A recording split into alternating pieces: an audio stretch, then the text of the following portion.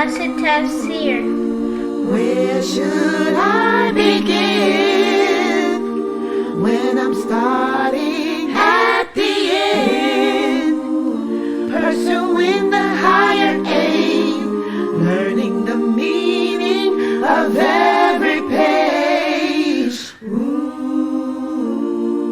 Where should I begin when I'm starting at the end? Assalamu alaikum. Sunnahfollowers presents a new class, the Maqasidic of Tafsir, being taught and brought to you by Ustadah Laila Nasheeba. Please stay tuned, streaming on all major platforms, right here on channel Sunnahfollowers. Ina alhamdulillah wa salat wa salam ala wa rasulullah. Can you guys hear me? I know I'm kind of late, but just to let everybody know, we have a bad thunderstorm here where I'm at, and it is bad. It's supposed to, I mean, it's so bad. The wind is blowing. It's the noise. So if I get disconnected, you guys, and I apologize for that. And also just let you know too, I'm expecting a very important phone call from one of my brothers, and I'm gonna have to translate some stuff for, wait a minute, translate some stuff for him. So I might, wait a minute, here's this warning. The national, yeah, this is bad. They said the National Weather Service has issued a severe thunderstorm warning for all of Cuyahoga Falls. Okay, yeah, I can hear it. It's bad.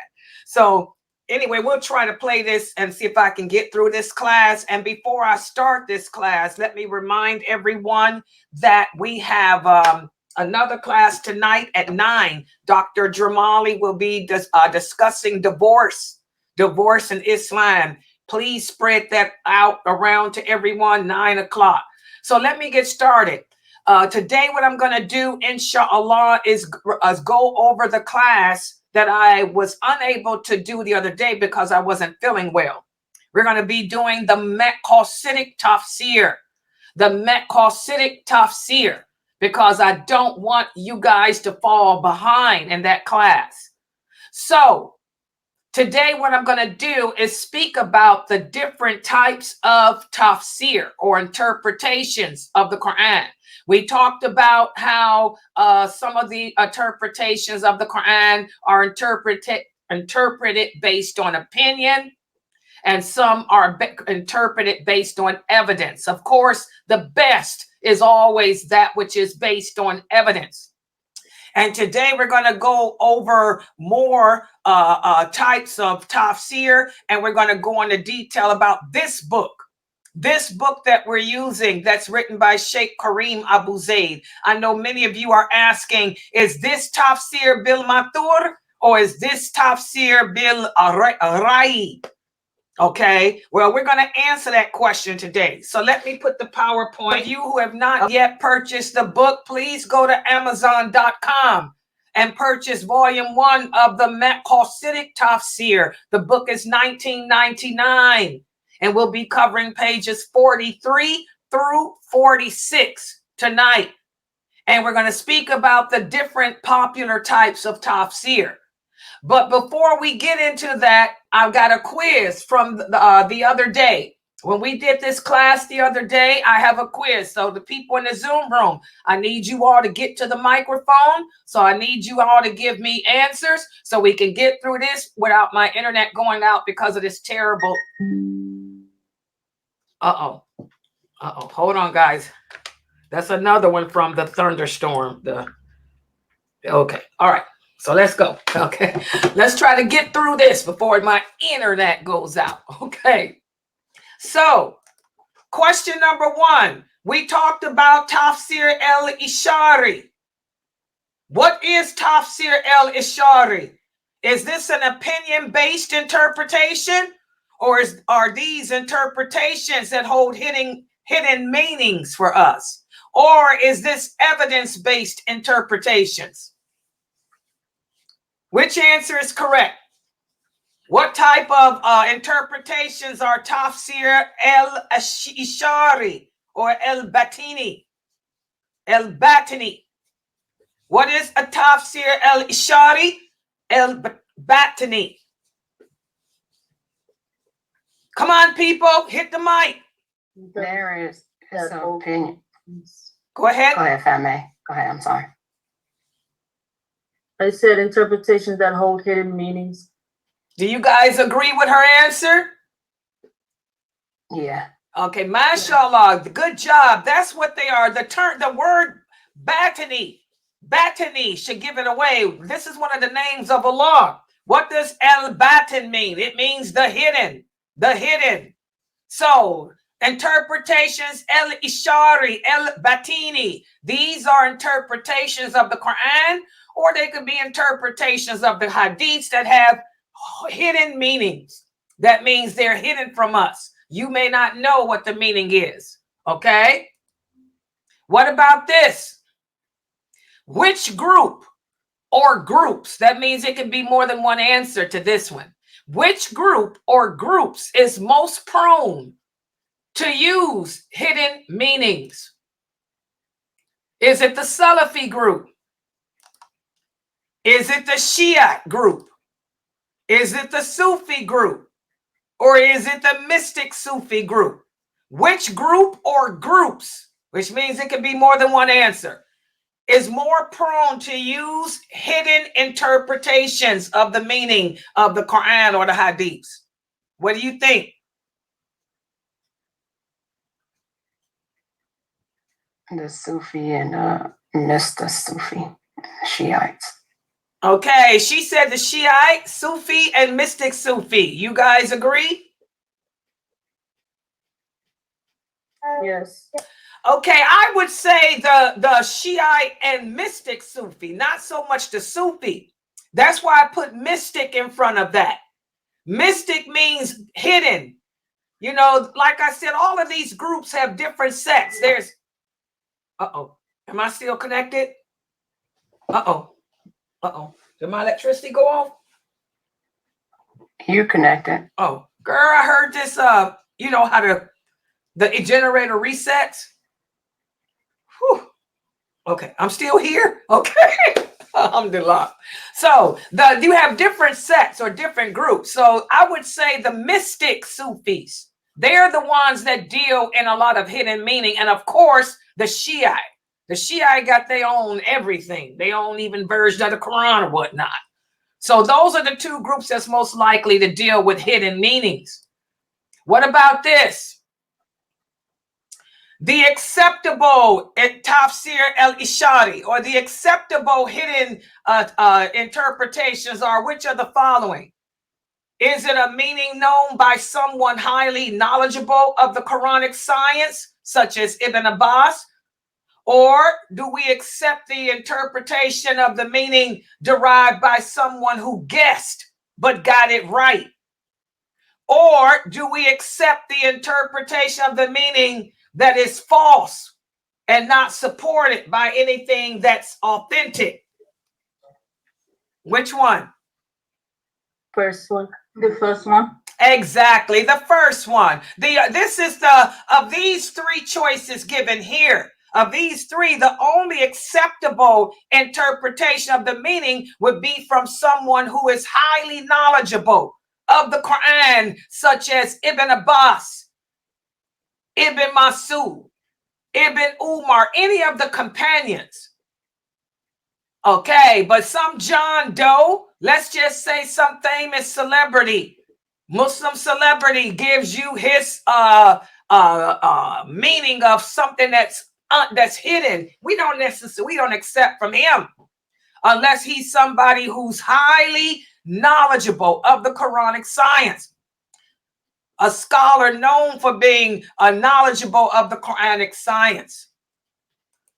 All right, what about this question? The Mu'tazila are known to place theory in front of revelations when they determine a meaning of a verse. Is that statement true or is that statement false? The Mu'tazila, they're known to place their opinions ahead of revelations. True or false?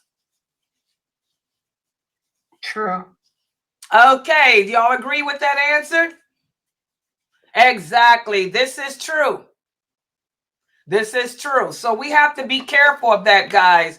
The Mu'tazila, there's a lot of famous personalities here in America who are call themselves scholars of Islam, and they are part of the Mu'tazila. They're always giving you their theory or their opinion. They use science. They fall in the category of that hadith where the Prophet sallallahu alaihi wasallam said the later generations will do the same that the Christians and Jews did. They will use flimsy science and theory to try to change the meaning of the Quran.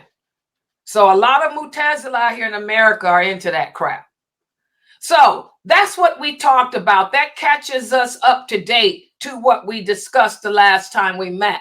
Now, today we're going to go into the different types of tafsir, of the popular interpretations. And again, tafsir bil Rayi. These are the opinion-based interpretations. And again, for an opinion-based interpretation to be acceptable, it must fulfill the 12 points that we emphasized the last time we made. And in short, it has to be based on authentic science, not opinion. And it can't be with secular bias. And it cannot contradict the linguistic meaning of the original Arabic. Okay? And it cannot contradict any hadith of the Prophet sallallahu alaihi wasallam, nor explanation of the companions. And that's important, because some of these opinion-based interpretations, you will find Muslims today taking the opinions of the 4 imams over the companions.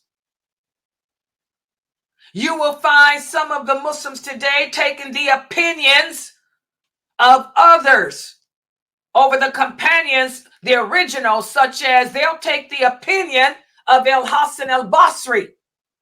Al-Hasan al-Basri was one of the Tabi'een, but he does not out-trump Ibn Abbas.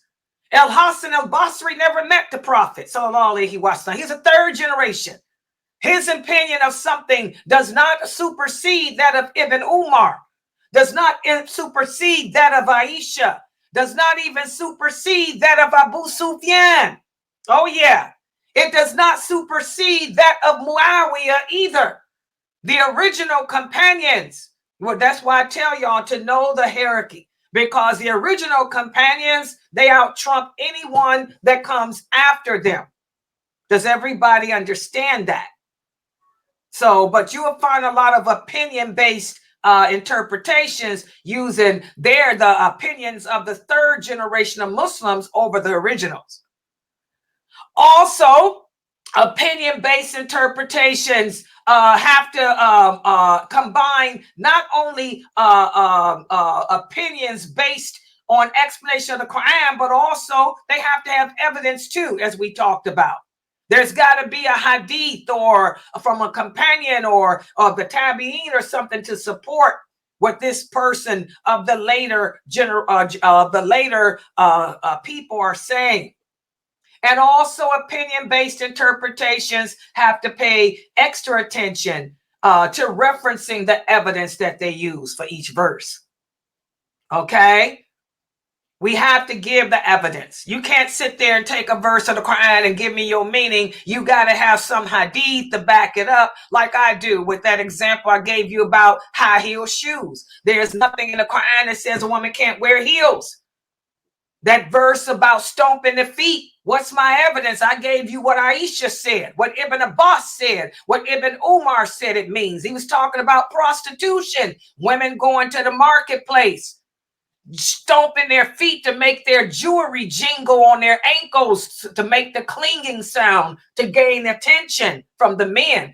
That's my evidence. I don't want, that ain't got nothing to do with a heel. Ain't got nothing to do with a shoe. It has to do with my jewelry making noise to make a public spectacle of myself. So the opinion-based interpretations, they should also reference evidence, you know, to explain those verses like I just did with that one, with the evidence of Aisha, the fatwa of her, Ibn Abbas, and Ibn Umar. That's why you got to know those hadiths. That's why until you people learn those hadiths, you will never understand the Quran. Like that was one of the questions on the Q&A. Is there a book you can buy that's going to give you the history of the religion from A to Z? No. There's nothing you can read that's going to give you the detailed meaning of that Quran except the hadiths. The hadiths are the explanation. And that's why people will take a verse of the Quran like that one about stomping the feet and misinterpret it or imply that it means something that it totally doesn't. You got to learn those hadiths. Okay? So, a lot of you have been asking, well, what about this book? These books written by Sheikh Kareem Abu Zayd that we're teaching, the Maqasidic Tafsir. What type of Tafsir is this? Is this opinion generated or is this evidence generated? Well, as Kareem Abu Zayd says here, it's both. It's both. The Maqasidic Tafsir, he's using both. It's a type of praiseworthy opinion-based Tafsir. And also, you know, how does he reach the aim of it being praiseworthy? In other words, acceptable. How does what Sheikh Kareem put together in his series? It's opinion-based, but what makes it acceptable is he backs it up with a lot of deliberation, reflection, and evidence from the companions. So, if I were to ask you, what type of tafsir is this book? Is it Tafsir al-Matur? Or is it Tafsir bil Rayi? What would the answer be, guys? Who can tell me what type of book is this? Amina Fresno, are you paying attention? This series, is it Tafsir bil Matur, which is evidence-based, or is it Tafsir bil Rayi, opinion-based? I just told y'all the answer. The first one. No, The second one. y'all not listen. That's why I did it. I knew y'all ain't paying attention. Okay, this is what type of tafsir is this? The Maqasidic Tafsir. This is a type of praiseworthy or acceptable opinion-based interpretation. It's based on evidence and deliberation and reflection.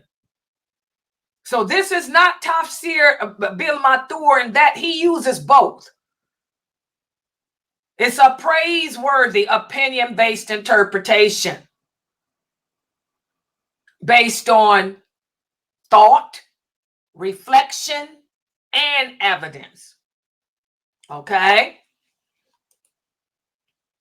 Now, wait a minute. So it's really both. This book, I would say, is both because he uses both. Some parts of this book may use Tafsir bil may be based on interpretation of the meaning based on opinion with evidence, but any opinion that Sheikh Kareem Abu Zayd gives, he does base it with a reliable evidence. Okay, y'all understand that? That's why I say it's both. Because he may give you an opinion of how he may or how they may interpret this verse to me, but he's going to back it up with either one of the original companions or the second generation or the third generation's meaning. Okay, and so now what I want to do is go over some famous Tafsir books. And here they are. Now I'm going to put them all up here for the brothers at one time.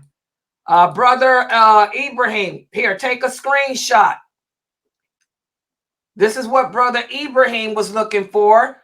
Different books. Y'all can take a screenshot. The Tafsir by Jalalain. He died before he completed his work, but his student took it over, Suyuti. How many of you heard of Suyuti? Okay, this is a well-known Tafsir collection. It's the most popular because it's simple. It's simple. Suyuti. I use this sometimes, guys. I use this book sometimes. The Suyuti. You guys will see me when I did the story of the heroines of Islam. A lot of the information that I used when I did that series, y'all remember I wrote Suyuti? Okay, I referenced Suyuti, so I use this. Also, El Andalusi. El Andalusi, this is another book. And who was he? He was an Ash'ari, Maliki scholar. We talked about the different sects. He was Ash'ari. Ash'ari. Maliki. What that means, follows Imam Malik. And he was a judge in Spain and Morocco. His Tafsir contains a summary of accurate hadiths, found in the early Tafsir build Riwaya. He also included many examples from classical literature, and he also discussed the grammar wonders, the grammatical wonders of the Quran. Okay. Then we have this one. You guys have seen me reference this. I'm doing my series for you guys on how to pray from A to Z. My series on how to pray from A to Z. You will see me referencing Ash-Shawkani. Y'all see this name? Ash-Shawkani. So when y'all see me quoting a hadith or a verse of the Quran, and I put in my PowerPoint and I'll put out the hyphen and Ash-Shawkani, that's whose Tafsir I'm using. Muhammad ibn al-Ash'ari. He was a famous scholar from Yemen, the Yemenis. He's one of the greatest scholars of his time. His Tafsir is an excellent combination of explanation based on hadiths, I love them, and discipline, opinion-based Tafsir. He uses opinion and evidence, like Sheikh Kareem is doing in this book. Okay? Wait a minute, I'm trying to, did it break? Wait a minute, okay, hold on. It's weather here. All right, and then we have right here Al-Kalam. Abdul Rahman As-Saidi was one of the most famous scholars of Arabia, one of the teachers of Sheikh Uthaymeen at-Tamimi, and he was a defender of the belief system of the companions. So these are some famous Tafsir books, the ones that you're going to see me using a lot. I use Ash-Shawkani a lot. Okay. Okay, let's see what else I got here. Now, let's get to the Maqasidic Tafsir. We're going to break down the meaning of this. The Maqasidic Tafsir. The term Maqasidi, it refers to having a purpose, having an objective, an intent, a goal in, to provide wisdom behind things, wisdom behind our actions, wisdom behind our sayings. That's what this series of Sheikh Kareem is all about. He's giving you the interpretation of the Quran. He's taking verses of the Quran, trying to get you to reach high in your actions, to model your actions after the Prophet sallallahu alaihi wasallam, to model what you say after the Prophet sallallahu alaihi wasallam, to understand that everything we do, all of our choices come with consequences, and that there's an intent behind everything that Allah says. Our ultimate goal is paradise. That's Maqasidic. Okay? And what Sheikh Kareem Abu Zayd does here as an interpreter, he's motivated by considering what Allah may have intended from the verse. or what Allah intended from the certain Islamic rulings. He would then identify a moderate path to achieve whatever the intent was behind the verse. Y'all understand this? I'm trying to break this down in simpler English, and I did rewrite this in simpler English because the terminology he used was UK, too big for American English. Okay? So what's the purpose of this? He's going to give you the interpretation, the meaning of a verse of the Quran. He wants to try to identify, a way to achieve whatever Allah is saying without overburdening yourself. He was trying to get you to see the intent behind the ruling. For example, what's the intent when Allah says, "Oh, you women who believe, be loud when you speak publicly"? What's the intent? The intent behind that voice is for a woman to be intimidating, so as she doesn't appear to be weak, where a man would want to try to molest her. So that's why when Muslim women speak publicly, we're supposed to speak like I am. A lot of you complain about my loudness. I have to be loud. Allah commands it. Oh, you women who believe, make your voice loud. Make your voice intimidating when you speak publicly, because you don't know the evil that lurks in the heart of a man. And like I tell you, sisters, it doesn't matter how tough you are as a woman, you cannot beat a man up. Even a woman like me, I can take a 300-pound man down in 5 seconds, but I can only hold him for 5 minutes. After 5 minutes, I got to tap out because I don't have the strength to hold him. So that's an example of Maqasidic. Okay, Sheikh Kareem would give you the intent behind the verse. Back it up with evidence. What's the evidence of what I'm saying? Aisha, radiyallahu anha, she said the women before Islam, the Arabic women used to speak in soft, enchanting voices to gain the attention of men. Because before Islam, Aisha says women were regarded as less than cattle. So to gain respect from the men, the women would beautify their voices and speak softly to attract their attention. After Islam, after the Battle of Badr, that's when Allah sent these verses down, telling Muslim women not only do they have to wear hijab, but put a hijab on that voice too. And telling the men, when you come to visit the Prophet's wives, you want to ask them a question, you talk to them from behind a door or a curtain. Have some respect. And oh, you Muslim women, you wives of the Prophet, you're supposed to be on a higher plateau than the average woman. So when a man comes and asks you something, make your voice loud. Make your voice intimidating. Don't play that baby doll. So that's what a Maqasidic Tafsir, we're going to give you the interpretation of the meaning based on opinion backed up with evidence.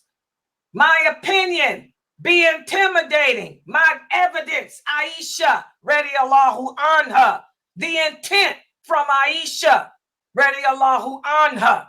So now you can apply it. You can now reach the higher aim of practicing your religion as a believing woman. When you walk out that door, you better be intimidating. Y'all get that? That's Maqasidic. Okay?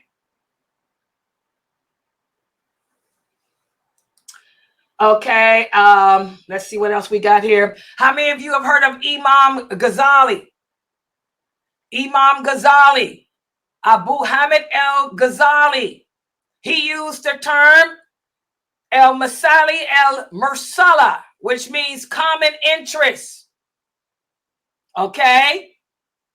This was a Maqasidic interpretation based on common interests. Other examples of Maqasidic Tafsirs, book by, many of you know Abu Maududi's book. That's a Maqasidic Tafsir.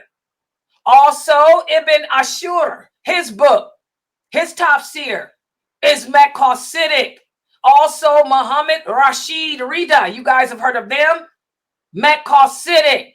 Said Qutb from Egypt, very famous scholar. Ended up being executed, but he had a Maqasidic Tafsir. Okay, and then this book, Sheikh Kareem Abu Zaid's series, is a Maqasidic. Maqasidic meaning I'm trying to get you to understand the meaning and the intent behind the meaning so you can now apply it to your personal life. But it's not just based on my opinion. I got evidence to support what I believe this verse means. Y'all understand?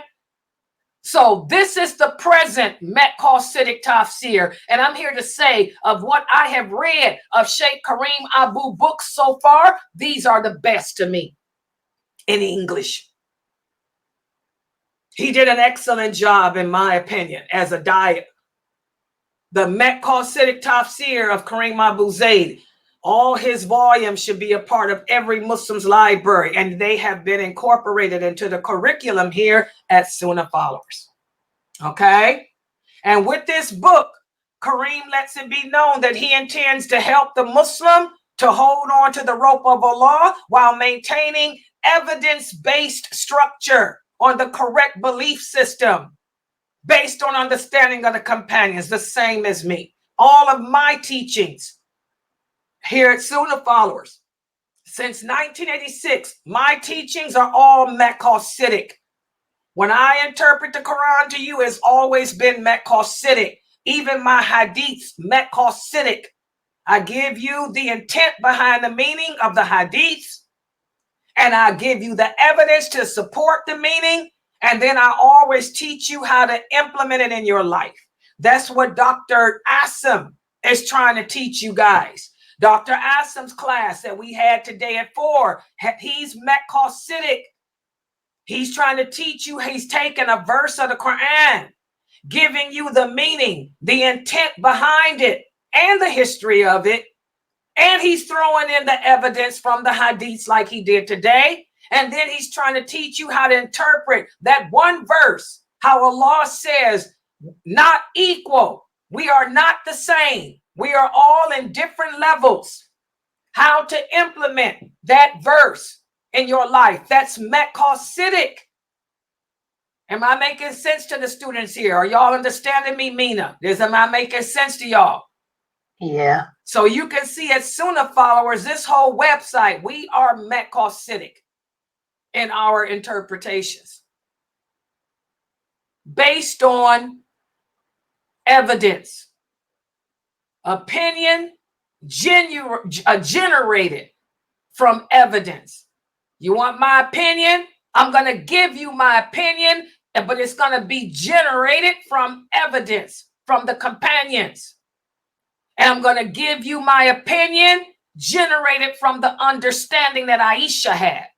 I am a walking, talking Aisha. Okay? How would Aisha look at this? What did Aisha say about this? Okay? What would she have done? Hope this is clear. So that's the class for today.